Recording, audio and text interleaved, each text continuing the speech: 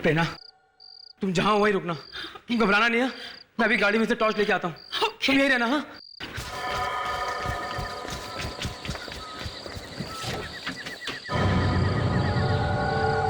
कौन है घर में? कौन घुसा है अंदर?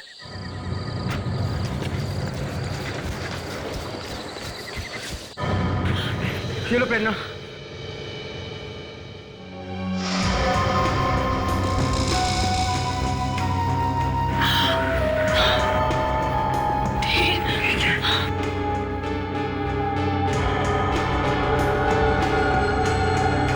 मेरे गहने।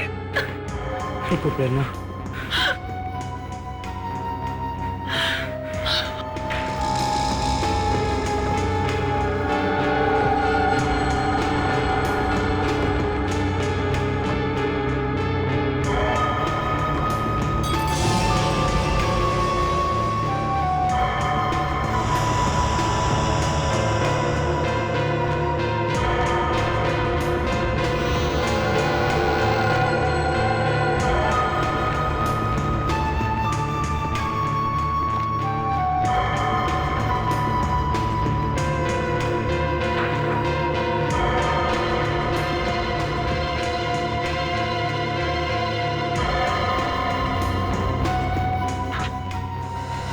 सब लग गया।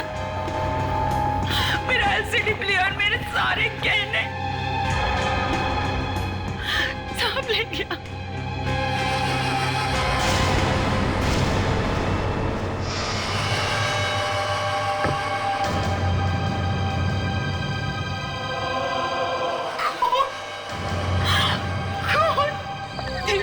हम पुलिस को फोन कर, चाहे वो अभी भी यहीं कहीं छिपा हो सकता है। हाँ मैं करता हूँ।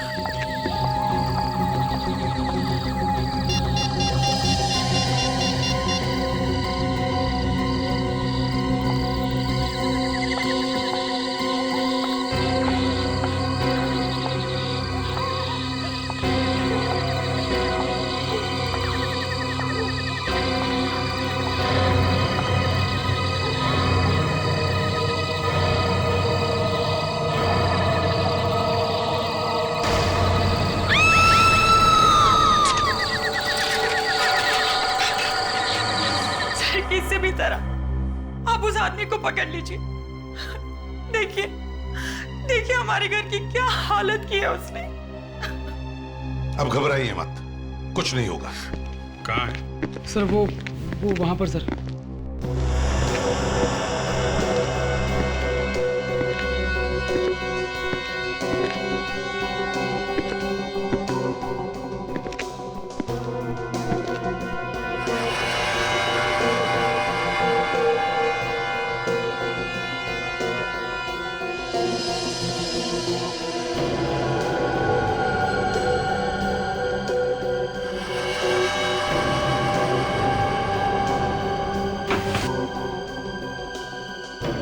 पूरे घर में सिर्फ यहीं पे निशान है और कहीं भी नहीं है। हाँ, पर यहीं पे क्यों? कई बार होता है ना, चोरों का कोई टशन होता है, अपना निशान छोड़ के जाते हैं। पर सर ये तो खून के निशान है सर। यही तो बात है, खून का मामला है। चोरी भी हुई है और खून भी, पर लाश नहीं है। घर में कोई और तो नहीं था? नहीं सर, सिर्फ हम लोग ही रहते हैं यहाँ तो। फिर सोच लो, कोई और तो नहीं था। बाद में बहुत सारी बातें बाहर निकल आती हैं। सर और कोई बात क्या निकलेगी सर, सिर्फ हम लोग ही रहते हैं सर। देखो, चोरी भी हुई है और खून भी। और ये चाकू भी तो है। मुझे नहीं मालूम सर ये चाकू कहाँ से आया सर। क्या हो सकता है 3-4 चोर हों और आपस में लड़ाई वड़ाई हुई हो। अरे यहाँ पे भी खून है। बस यहाँ भी खून पड़ा है। हाँ जी, कुछ मिला? सर यहाँ पे खून की बूंदें हैं। हाँ।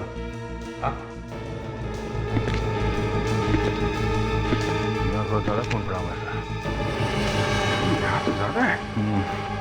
एक तो यहाँ है सर, और अंदर किचन में भी काफी ज्यादा खून पड़ा है। तो ऐसा लगता है किचन में किसी को चाकू लगा है और वहां से खून बहना शुरू हुआ। वहां से भागा होगा और यहाँ पे खड़ा होगा या फिर गिरा होगा यहाँ पे। प्रॉब्लम ये है सर, खून यहाँ से आगे बिल्कुल थोड़ा है सर। ये देखिए, ये जबकि खून यहाँ पे ज्यादा होना चाहिए था। और वेरांडा में तो सर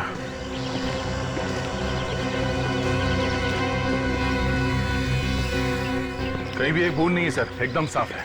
इधर भी नहीं है। तो सर खून की आखिरी बूंद यहीं पे है। एक मिनट सर, ये क्या है?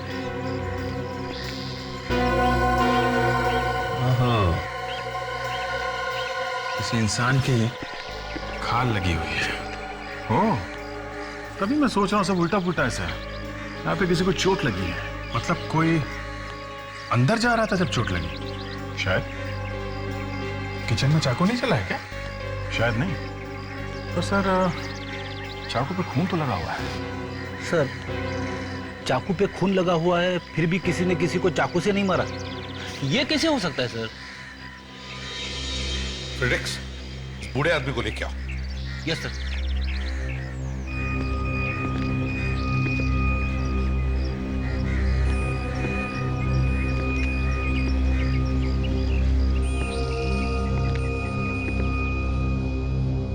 बिठाओ इन्हें।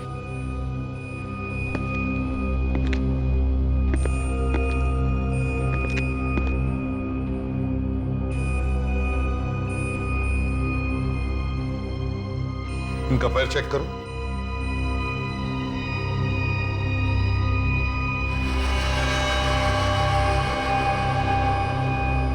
सर, पैर में चोट लगी है। मतलब जब ये घर के अंदर है तब ये कील लगी है। ये बताओ किससे चाकू मारा तुमने? चाकू किसे मारा तुमने? और कौन कौन था तुम्हारे साथ में? हा? अरे अब तो पकड़े गए हो, सच सच बता ही दो। सर, लग तो ऐसा रहा है कि इन्होंने कई दिनों से खाना तक नहीं खाया। ठीक है, ले चलो इसे ब्यूरो में। इसे नहलाओ धुलाओ खाना खिलाओ, फिर देखते हैं चक्कर क्या है।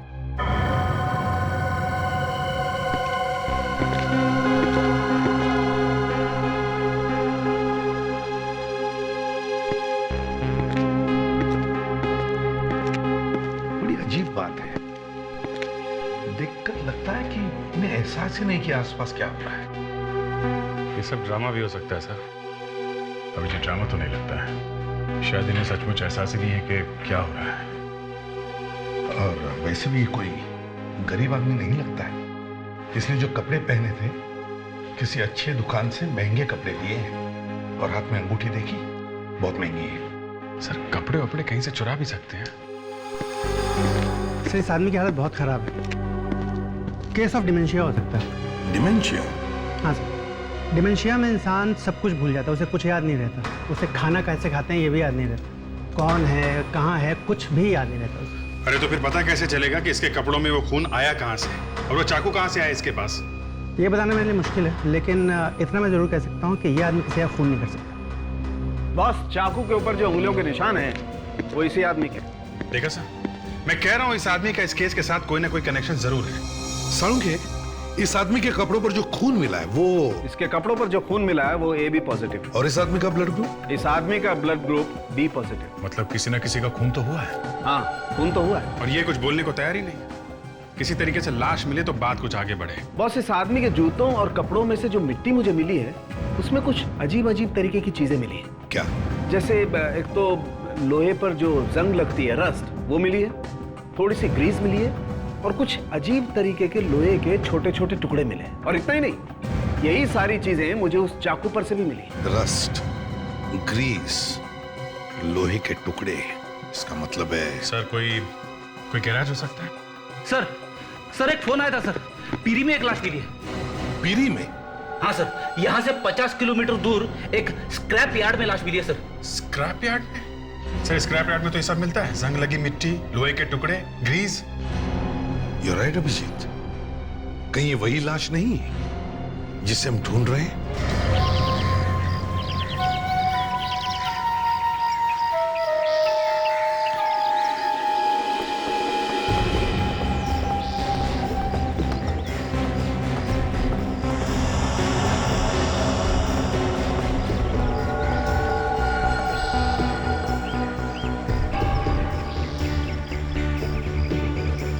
देख के तो ऐसा लगता है किसी अच्छे घर की है।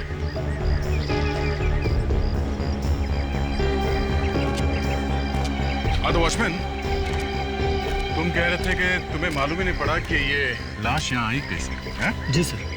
क्यों सो रहे थे क्या तुम? हाँ?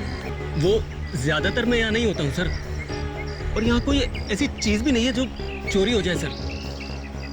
मैं 3-4 दिन के बाद आज यहाँ आया हूँ सर, तो मैंने देखा ये मरी पड़ी है सर। आसपास देखो, इस लड़की का कोई सामान मिलता है क्या? ये कुछ ना कुछ तो लेके आई होगी ना। देखो, अच्छी तरीके से देखो सब।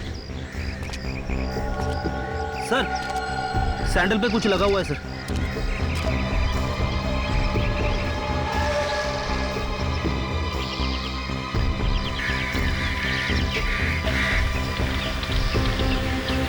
तो पेंट है, इस सैंडल पे भी लगा हुआ है।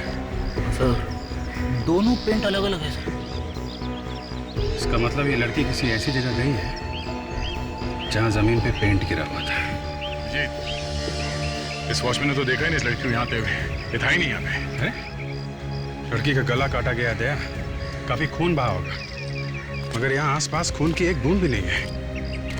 ये भी तो हो सकता है बॉस कि खून कहीं और किया गया हो और लाश को यहाँ पे लाके फेंक दिया। बूढ़े आदमी के जूते पे जो मिट्टी हमें मिली है, वो मिट्टी बिल्कुल वैसी है जैसी मिट्टी हमें स्क्रैप यार्ड में मिली। मतलब जहां पर लाश मिली है, ये मिट्टी बिल्कुल वैसी है। मतलब वो बूढ़ा आदमी था वहां पे जब ये खून हुआ? 24 घंटे पहले तो था, उसके आगे का पता नहीं। अरे सर, अब ये 24 घंटे कहाँ से घुसेड़ दिए बीच में? अभिजीत, लड़की की मौत 24 घंटे पहले हुई है। अगर बूढ़े आदमी के हाथ में चाकू था और उस चाकू पर लड़की का खून लगा हुआ था, तो मतलब साफ है कि यह आदमी 24 घंटे पहले वहां पर था। सर, अब उस बूढ़े आदमी का मुंह खुलवाना बहुत जरूरी हो गया है। सर, उस लाश से कुछ और पता चला? देखो, ये तो सभी ने देखा है कि लड़की के गले पर चाकू से वार किया गया। सर, कोई ऐसी बात पता चली जिससे हम ये लड़की कौन है ये जान सके? तारिका, दिखाओ जरा वो स्लाइड्स। जी सर। लड़की के कपड़ों का एक बड़ा क्लोजअप। सर ये तो किसी धागे के रेशे लग रहे। जी, रेशे ही है। रेशे जो डस्टर और नकली फूल बनाने के काम आते हैं। नकली फूल, आर्टिफिशियल फ्लावर्स, जो घर के डेकोरेशन में काम आते हैं। बिल्कुल बिल्कुल वैसे ही फूल। मगर ये नकली फूल वहाँ स्क्रैप यार्ड में पहुंचे कैसे? सिर्फ इतना ही नहीं, ये जो अलग रंग दिख रहे हैं ना, ये पोलन सीड्स के धब्बे हैं। मतलब असली फूलों में से निकलता है वो पोलन सीड्स? हाँ, वही फूलों के बीज। और ये ऐसे वैसे फूल नहीं है, एंड्रोइस ब्लू। एंड्रोइस ब्लू? बहुत कीमती होता है सर। ऐसे दिखता है एंड्रोइस ब्लू। तो क्या लड़की की मौत किसी फूलों से भरे बाग के बीच में हुई है क्या? और सर, दोनों तरह के फूल हैं, असली भी और नकली भी।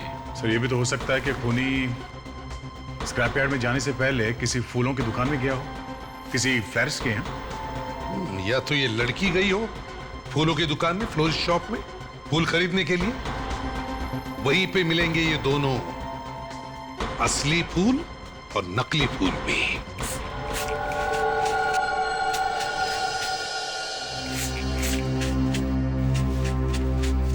अच्छा, तो ये दुकान है जहाँ पे एंड्रोइस ब्लू और ये नकली फूल दोनों मिलते हैं। लगता है इस फूल वाले ने कुछ गड़बड़ की है बस। ये ऐसे पेंट लगे हुए फूल रखते ही क्यों हैं आप यहाँ पे?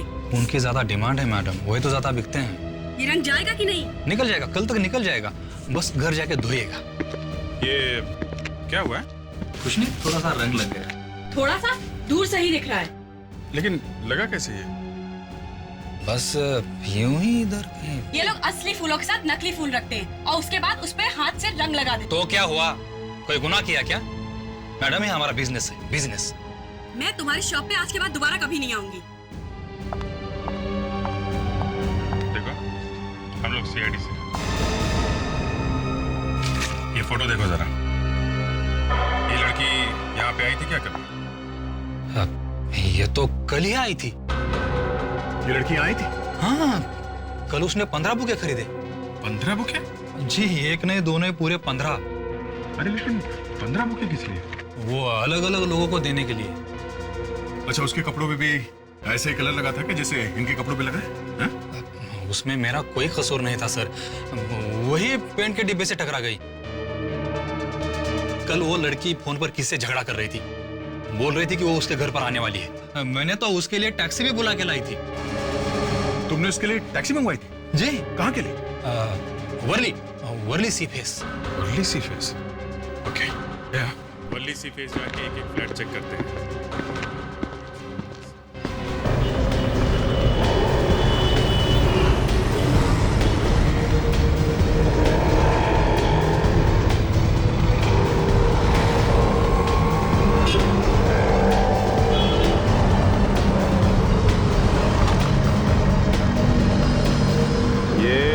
टैक्सी में आई थी। हाँ सर, फूलों वाली मैडम 15-20 गुलदस्ते लेके आई थी टैक्सी में। कौन से फ्लैट में गई थी वो मैडम? रुको रुको, मैं देखती।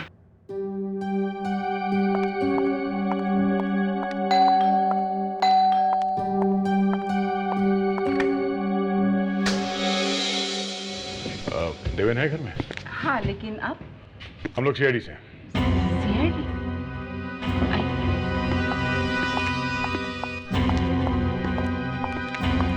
आप मिस्टर देवेन? जी, मैं ही देवेन हूँ। ये मेरी वाइफ है प्रिया, ये मेरी माँ। आप लोग जरा ये फोटो देखिए। इस लड़की को देखा है पहले कभी? ये तो नंदिता है। नंदिता? हाँ, नंदिता मेरे मैगजीन की एडिटर है। क्या ये नंदिता रात यहाँ करीब 10 बजे आई थी? जी आई थी। देवेन, तुमने मुझे बताया नहीं? नंदिता यहाँ आई थी? आप कहाँ थी जब नंदिता यहाँ पे आई थी?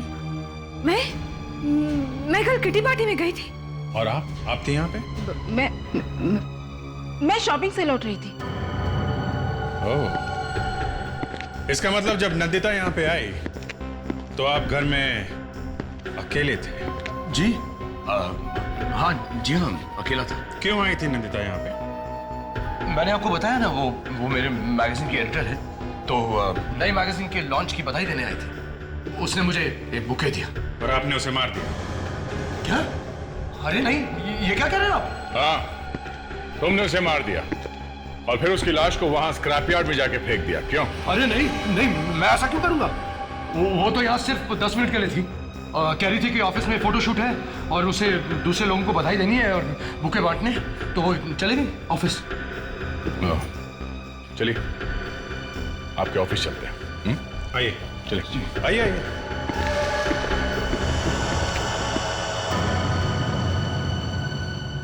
विश्वास ही नहीं हो रहा है नंदिता इस दुनिया में नहीं रहे। पता नहीं कैसे हो गया ये सब कुछ।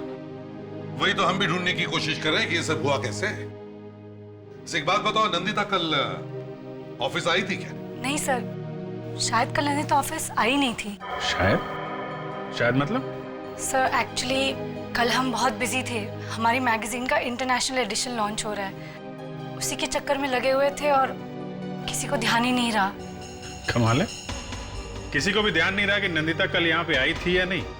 अच्छा ये बताओ, नंदिता का ऑफिस में किसी के साथ झगड़ा, किसी के साथ दुश्मनी? एक है सर जिसके साथ कुछ हुआ था। कौन है वो? वंशिका।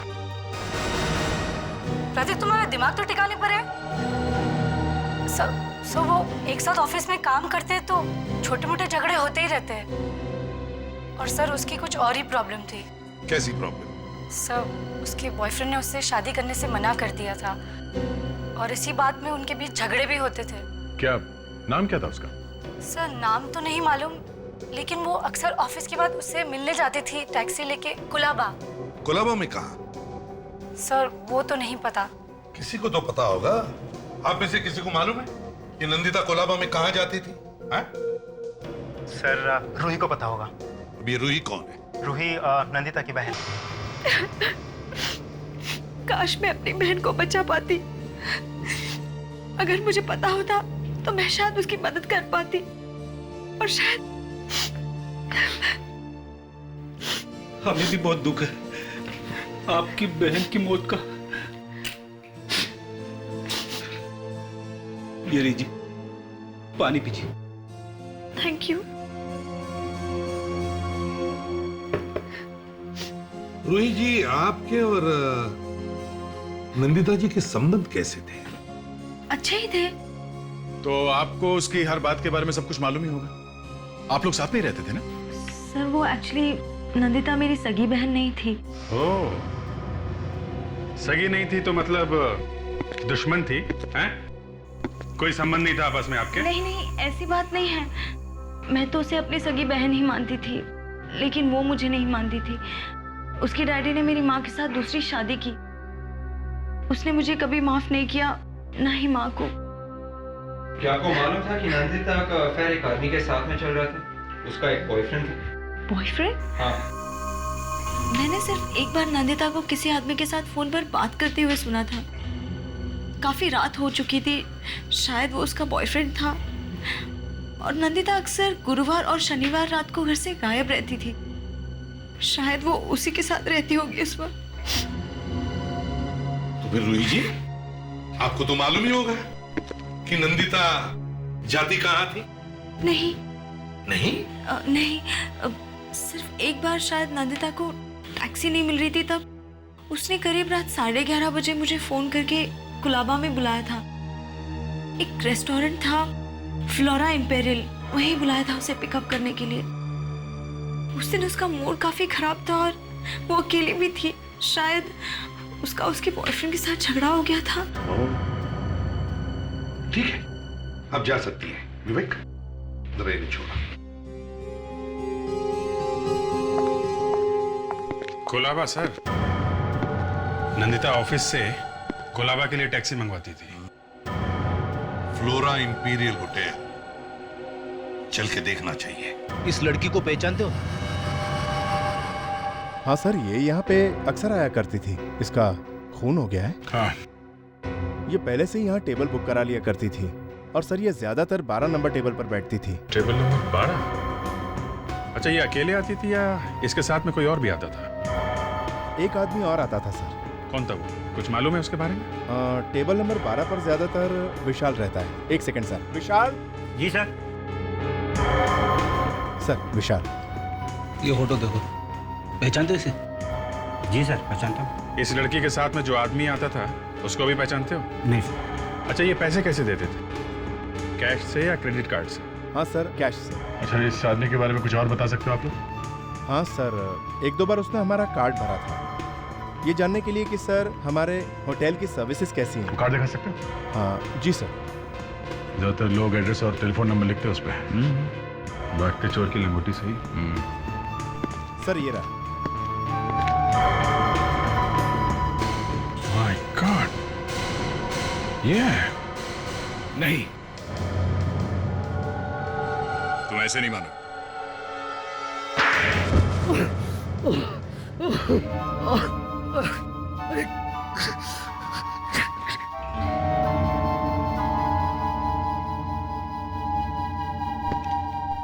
क्यों मारा नंदिता को?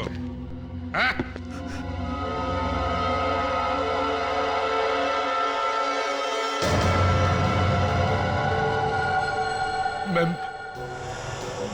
मैं मानता हूँ कि मेरा नंदिता के साथ अफेयर चल रहा था। तो वो कहने लगे कि मेरे साथ शादी कर लो, और शादी तुम कर नहीं सकते थे क्योंकि तुम्हारी एक वाइफ घर पे बैठी है। लेकिन मैंने उसे नहीं मारा। ये अचानक क्या हो गया तुम्हें देवेन, जो तुम्हें उसे मारना पड़ा है? कहीं ये तो नहीं कि उसकी हिम्मत इतनी बढ़ गई कि वो तुम्हारे घर में आई फूलों का गुच्छा लेकर? मैंने उसे समझाने की कोशिश की। हाँ हाँ, वो तो हमें अच्छी तरह से मालूम है किस तरह से समझाया तुमने उसे। उसकी मौत तुम्हारे घर में आने के बाद हुई है, समझे? नहीं। कहां पे मारा उसे? घर में? और फिर ले जाकर के बाहर फेंक दी लाश उसकी? नहीं सर, नहीं। अच्छा, कोई गवाह है जो बता सके कि घर में कुछ नहीं हुआ था? तुम्हारी वाइफ थी घर में जब नंदिता वहां अचानक आई? तो मां थी? नहीं। कोई भी नहीं था घर में। अच्छा मौका था नंदिता का खून करने का। लेकिन मैंने उसका खून नहीं किया। जब वो मेरे घर से गई थी तो वो जिंदा थी। और तो और मुझे धमकी देकर गई कि दुनिया के सामने वो बता के ही छोड़ेगी कि सच्चाई क्या है। अब आई ना सच्चाई बाहर। फ्रेडरिक्स, उस आदमी को लेकर आओ। Yes sir. तुम्हारे पास गवाह नहीं है, पर हमारे पास गवाह है।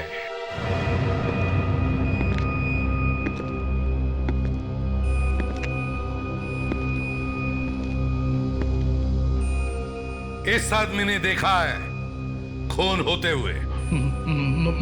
मगर खून तो। फ्रेडरिक्स, इनका चेहरा दिखाओ।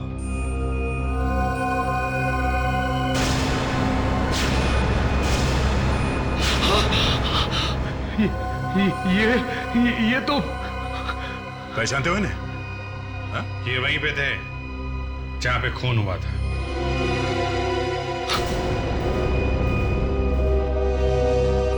इतना डर लग गया कि मुंह ही घुमा दिया।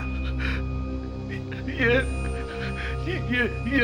मेरे डैडी है। डैडी? हमारे डैडी है और सड़क पे घूम रहे हैं। इनका नाम चंद्रकांत है। मैं और मेरी वाइफ इन्हें बॉम्बे के बाहर छोड़कर आए थे। क्यों? क्योंकि इनकी दिमागी हालत ठीक नहीं है, इसलिए। शर्म आनी चाहिए तुम्हें। फ्रेडरिक्स, चंद्रकांत जी को लेके चलिए। देवेंद्र का अफेयर चल रहा था, मुझे तो पता ही नहीं चला। जिंदगी में ये दिन भी देखना पड़ेगा, मालूम नहीं था। पहले कभी आई थी वो घर में? वैसे तो किसी न किसी बहाने से आती ही रहती थी, पर अफेयर होगा ये तो। तुम्हारी नंदिता के साथ अच्छी दोस्ती थी? इनके साथ, देवेंद्र की सौतेली माँ इनके साथ बहुत ज्यादा बात करती थी। तभी मुझे समझ जाना चाहिए था कि इनको मालूम था। ये क्या कह रही हो तुम? और नहीं तो क्या, देवेंद्र ने आपको बताया होगा ना, तभी तो आप इतना घुल मिल के बातें करती थी। ये देखो, बिना बात की कोई कहानी मत बनाओ तुम। क्या बातें करते थे आप लोग आपस में? आप इसकी बातों पे मत जाइए, ये झूठ बोल रही है। मैं झूठ बोल रही हूँ? मैं झूठ बोल रही हूँ? एक तो मेरे हस्बैंड का अफेयर करवाया तुमने, और ऊपर से। प्लीज प्रिया, माँ को क्यों फंसा रही? इन्हें मालूम नहीं था। चंद्रकांत जी, अब ये फोटो देखिए, ये फोटो देखिए चंद्रकांत जी। अब यहाँ पे खून हुआ है। अब इस लड़की का खून हुआ है।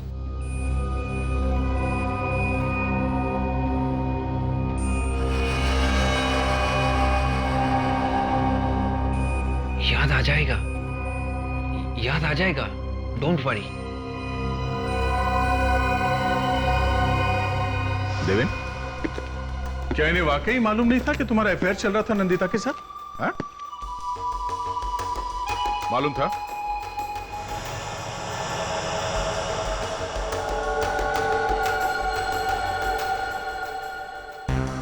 मालूम था या नहीं? हाँ? थोड़ा देखा, इन दोनों ने ही मिलके कुछ किया है। हाँ, इन दोनों ने ही मिलकर कुछ किया है। पहले तो अपने बाप को ही घर से बाहर निकाल दिया। लेकिन मुझे तो इन दोनों ने बोला था कि उन्हें हॉस्पिटल में रखा है। और तुमने मान लिया? शर्म नहीं आई तुम्हें? पति रास्ते पर ठोकरे खा रहा था और तुम लोग घर में बैठकर गुलछर्रे उड़ा रहे थे। हा? पैसों के लिए दूसरी शादी की है इन्होंने सर, और ये खून, ये भी पैसों के लिए हुआ है। नहीं, ऐसी बात नहीं है। ऐसा ही है। नंदिता ने इससे कहा होगा मुझसे शादी कर लो, हाँ? पर ये प्रिया को छोड़ नहीं सकते थे, क्योंकि घर में सारे पैसे प्रिया लेके आती थी। तो माँ और बेटे ने सोचा नंदिता को रास्ते से हटा देते हैं, न रहेगा बास न बजेगी बांसुरी। क्यों? मगर इन्होंने ये नहीं सोचा कि जिसे इन्होंने घर से बाहर निकाला उसी ने इन्हें खून करते हुए देख लिया।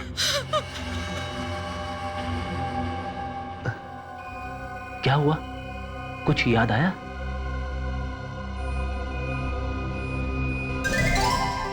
क्या हुआ सर? पता चल गया सर। बता दिया सर, बता दिया। क्या बता दिया? सर, चंद्रकांत जी ने मेरे कान में बताया सर। सर, आप लोग प्लीज यहां आइए ना सर।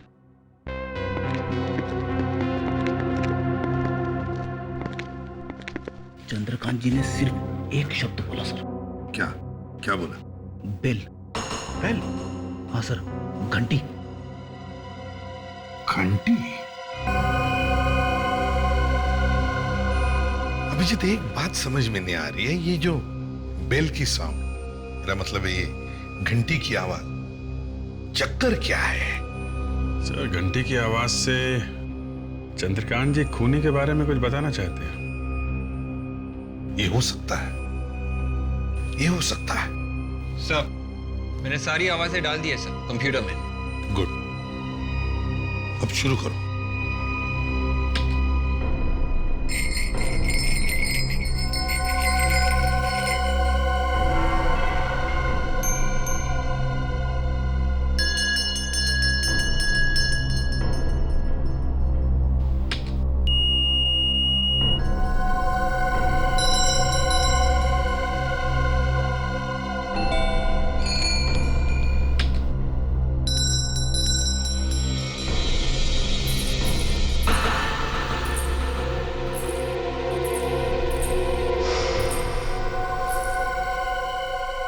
विवेक, रुको। अभी जो तुमने आवाज सुनवाई थी वो फिर से सुना।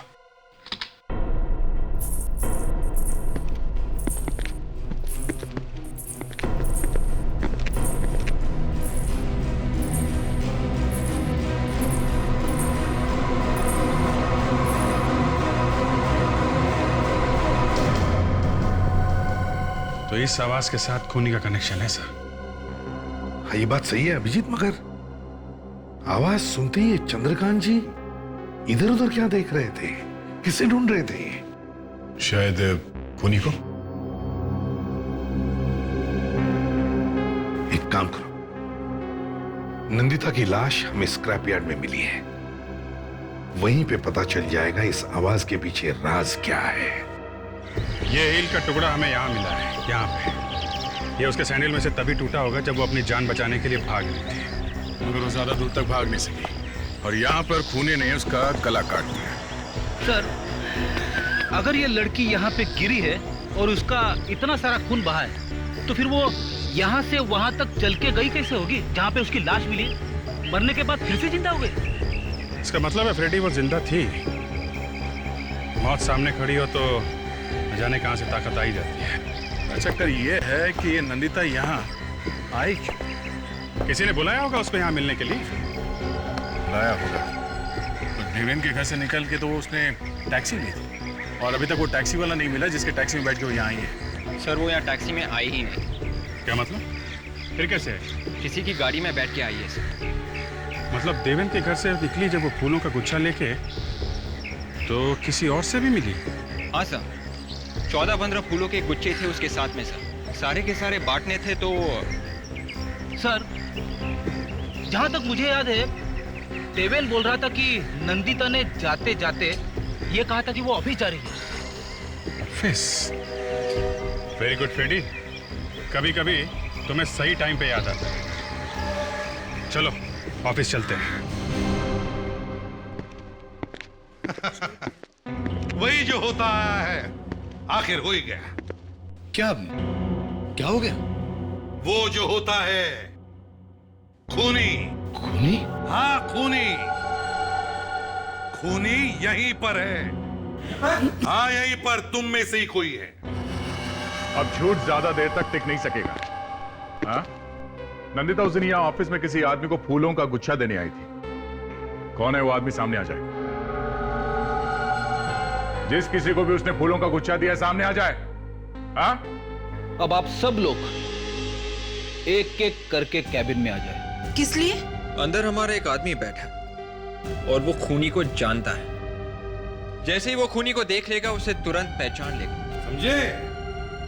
तो अब ज्यादा वक्त बर्बाद मत करो। जिसने भी नंदिता से फूलों का गुच्छा लिया है वो या तो सामने आ जाए या फिर एक एक करके अंदर चलो।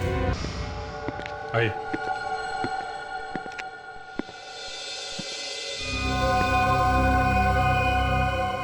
चंद्रकांत जी, जरा देखिए इन्हें। क्या पहचानते हैं इन्हें?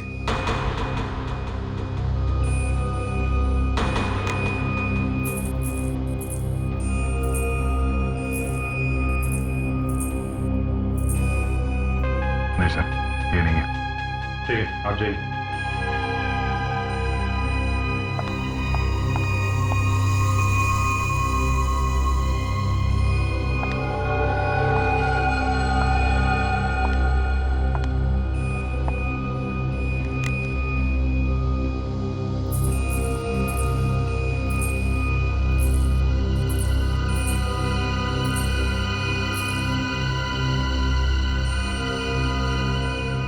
मैं जाऊं? जी नहीं, बाहर रुकिए। देवेंद्र जी आप चलिए। मैं? हाँ आप चलिए।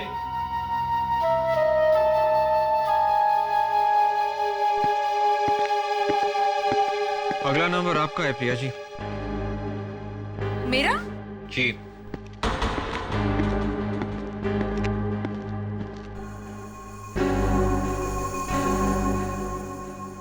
प्रिया जी को अंदर भेज दो। Yes sir.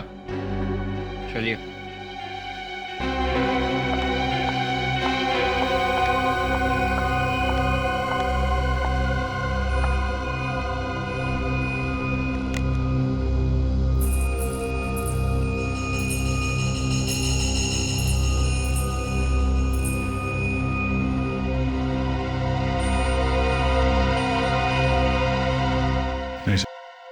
क्या मैं जा सकती हूँ? जी।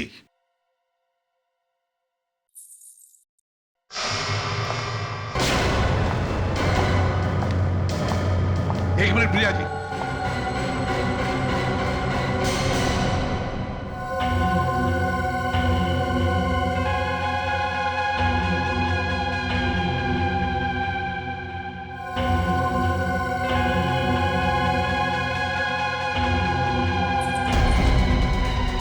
पापा, ये क्या कर रहे हैं आप? पापा मेरा हाथ छोड़िए। पापा मेरा हाथ छोड़िए। पापा हाथ छोड़िए मेरा। पापा मुझे जाने दीजिए। छोड़िए। ये क्या कर रहे हैं आप पापा?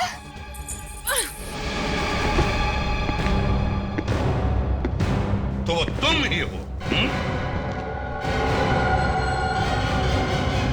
प्रिया, क्या हुआ? अरे क्या हुआ प्रिया? कुछ नहीं, वही हुआ जो हमेशा होता आया है। खूनी पकड़ा गया है। सॉरी, पकड़ी गई है।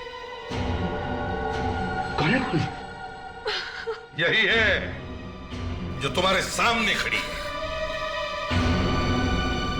प्रिया, तुम? हाँ हाँ मैं। पर सारा कसूर तुम्हारा है। मेरा? हाँ तुम्हारा। मुझे तुम्हारे और नंदिता के बारे में पहले से पता था। उससे जब नंदिता घर आई तुम्हें धमकी देने के लिए, उसके बाद उसने मुझे फोन किया था और उसने मुझसे कहा कि उसे कुछ जरूरी बात करनी है। वो मिली थी तुमसे? हाँ। कहाँ? और कहाँ? स्क्रैप यार्ड, जहां पे इन्होंने नंदिता का खून कर दिया। मगर भगवान भी कैसा खेल खेलता है। जिस आदमी को तुम दोनों ने रास्ते पर फेंका था मरने के लिए, चंद्रकांत जी को, अपने पिताजी, वो उस वक्त वहीं पर थे और उन्होंने तुम्हें देख लिया खून करते वक्त। बेचारे ने गलती से वो फेंका हुआ चाकू उठा लिया स्क्रैप यार्ड से और किसी तरह से वहां बंगले में पहुंच गए। तुम्हें तो सजा मिलेगी, पूरी सजा मिलेगी। फांसी होगी तुम्हें।